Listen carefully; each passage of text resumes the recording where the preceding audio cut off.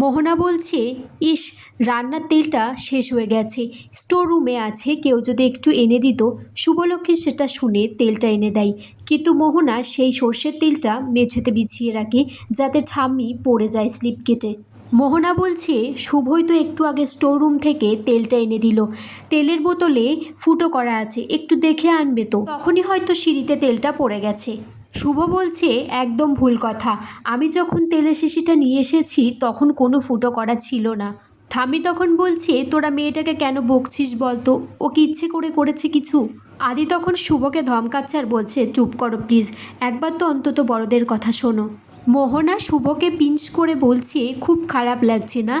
লাগবেই তো, এতদিন তো এই সংসারের মধ্যমণি, সবার প্রিয় হয়েছিলে, এখন নিজের সিংহাসনটা অন্য কাউকে ছেড়ে দিতে কষ্ট তো হবেই।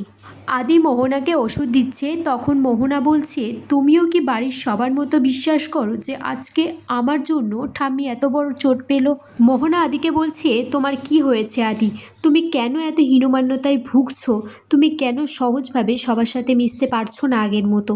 এদিকে আদির যে মা, তিনি দেখে ফেলেছেন ডোনার হাতেই সর্ষের তেলের বাটিটা, তারপর সন্দেহ লাগে।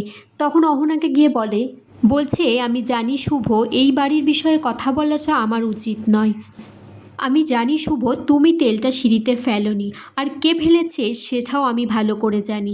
ডোনা ফেলেছে তেলটা সিঁড়িতে। শুভলক্ষ্মী মোহনাকে বলছে, বাড়ির সবাইকে ডেকে কি আমি বলবো?